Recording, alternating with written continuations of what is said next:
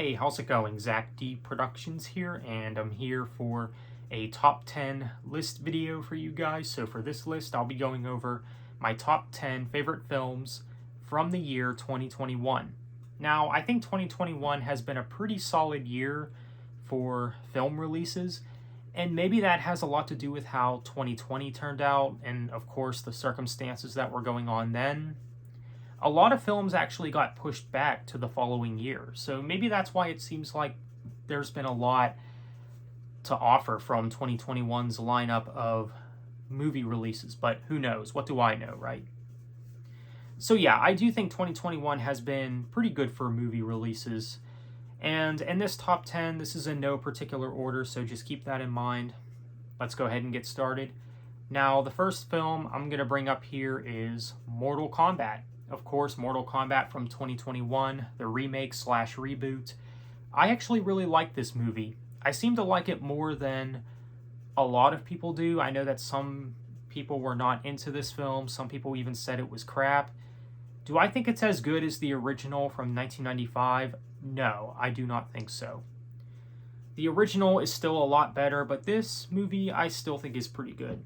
I mean, I think it does a good job at everything that it does. It has some great brutality, and you do have some great fight scenes, and I think that the way that they've been choreographed is really good. And you, of course, have some great characters here, like Scorpion and Sub-Zero, of course, fan favorite characters. So overall, I liked Mortal Kombat 2021. It's not perfect, but I do like it for what it is. Next, we got Spider-Man No Way Home. Now, I like this movie, and I think we can all pretty much agree that this was the best Marvel film of 2021.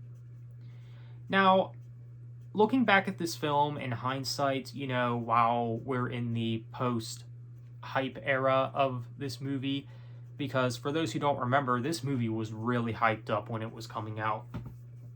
Not that I don't understand, because of course you had a lot of the original actors come back. You had Tobey Maguire, Andrew Garfield coming back as Spider-Man in the same movie with Tom Holland. And you do have all the villains back together as well, which is pretty cool. So, not that I don't understand why this movie was as hyped up as it was. Of course, there's something that I like to say, nostalgia talks sometimes, because you had all these characters come back, and these beloved characters that we've always liked and everything. So I mean, let's be real here, nostalgia is the reason why we hyped up this movie. But now that we're past the hype era of this movie, I feel like now we can look back at this movie from a more objective point of view. I will say I do think that this movie was rather overhyped. But with saying that, I do like the movie. I would even say it's one of the best Spider-Man films. Not to say that it was perfect, but I do like it. I mean, it was great to see all these original actors come back and everything. So, yeah, again, I think maybe it's just, again, like I said before, I think it's just the fact that we're past the point of hype and everything, and yeah, Tobey Maguire, Andrew Garfield, they're back as Spider-Man. Yeah, that's kind of old news at this point. So that's all there really is to say about that. But looking back at this film, would I say it's still a good movie? Yes, I do think so. But it wouldn't make my number one or anything. Like, if I were to make this list in any particular order, it probably wouldn't be number one, which I know might be blasphemous for some. Like, oh, how dare you, Zach? No Way Home's the greatest movie of all time. I personally don't think so. I personally don't see it. I probably wouldn't even put it in my top 5 of 2021. But I still like the movie, though. Of course, it's on the list. So Spider-Man No Way Home, again, pretty solid Spider-Man film. Next, we got Wrath of Man with Jason Statham. In my opinion, one of Jason Statham's better later films, I think. This is one of the best of his more recent stuff, I think. I really liked Wrath of Man. It has some great action, and Jason Statham's character works for this armored car company or whatever, and you find out his son gets killed, and there's a lot of action, and it's just a really insane movie, and things really do get intense. Really cool movie. I actually really liked Wrath of Man quite a bit. So next, we got Raging Fire with Donnie Yen. I really love this movie. I have this movie on both DVD and Blu-ray, so yeah, I do like this movie enough to own 2 copies of it. I do think that this is actually one of Donnie Yen's best films of his later stuff, and overall, just one of his best films. Maybe not top 5, but I would definitely put it in the top 10, though. I really liked Raging Fire. I know that some people were not into it, but that's alright. I personally really enjoy this movie. It has some great action, great chemistry between the characters. Donnie Yen's performance is great. In this movie, you have Donnie Yen playing a cop who's basically getting ready to retire, and he has to take down this gang, and you find out that the leader of this gang, who's played by Nicholas C., by the way, you find out that he was once Donnie Yen's partner on the same police force, so there's that. So yeah, pretty intense movie, and I do think that the title Raging Fire is a very fitting title for this movie. Overall, I did like Raging Fire. I would highly recommend checking it out if you haven't seen it, especially if you like Donnie Yen. So next, we got One Shot with Scott Adkins. Now, the title of this movie is literally what the movie is. It's literally a movie that's filmed in one shot, which I was pretty surprised about. It's not what I was expecting. Like, I knew the movie was called One Shot, but I didn't think that the movie would be what it was. I was pretty impressed by the way they made this movie, especially the camera work.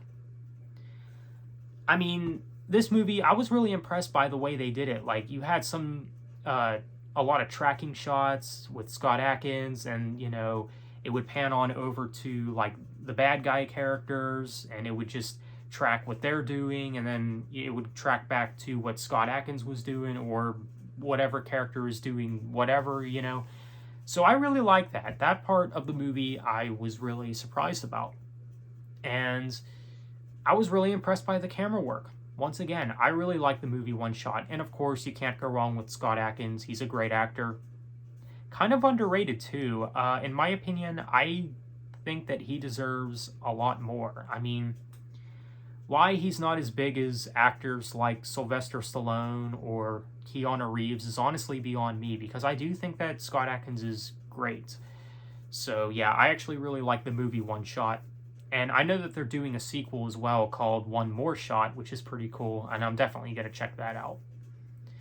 So next, we got Godzilla vs. Kong.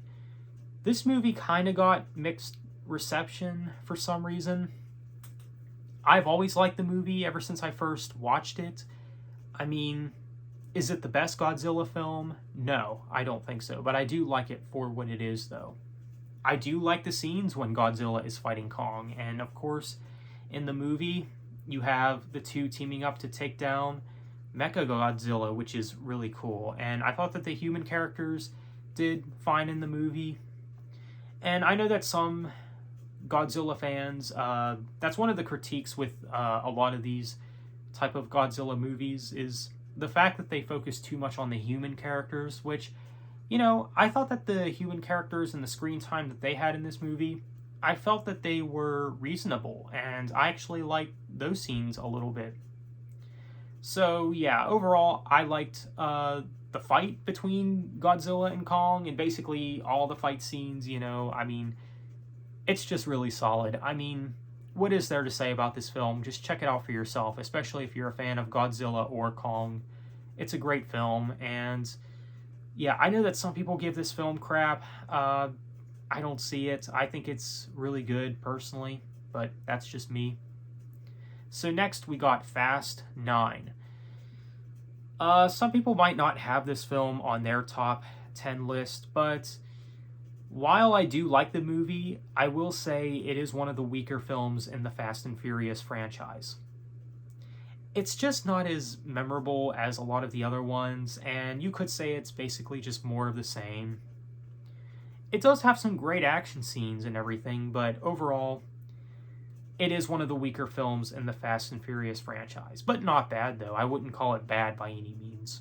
But yeah, I felt it deserved a place on the list because, again, even though I do think it is one of the weaker films in the Fast and Furious franchise, I still do like the film for what it is.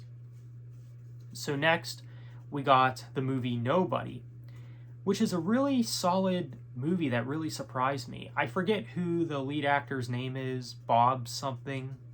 I thought he was good in the movie. And Christopher Lloyd is also in the movie as well, of course, famously known for being Emmett Brown in Back to the Future, which is a classic trilogy from my childhood, which I really do like. But Nobody, I really like this movie, has some great action. If you are a fan of the John Wick type of action, I think you'll find something that you'll like about this movie. So next, we got The Matrix Resurrections. Kind of like with Mortal Kombat 2021, I seem to like this film more than a lot of people do. That's not to say that I think that this is a great movie. I would just say it's a good movie. Overall, I do think it is one of the weaker films in the Matrix franchise, but I still like it though for what it is. I think it's solid for what it is.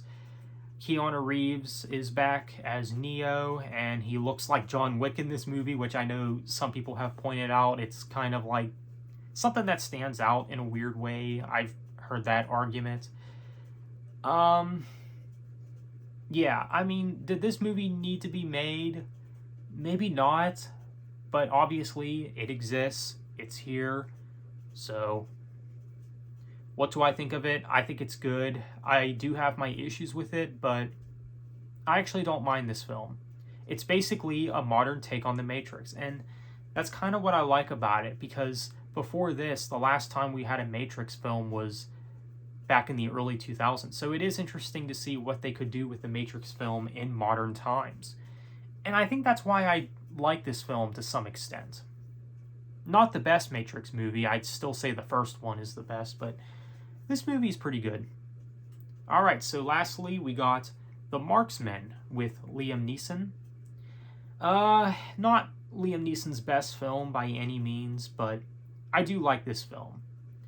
Liam Neeson basically plays this ranger who has to help this boy after his mother gets killed, because there's this cartel that's after him, and he has to protect him. And yeah, so pretty interesting story. Great performance from Liam Neeson, as always. So yeah, The Marksman, again, not one of Liam Neeson's best films, but I'd still say it's good for what it is.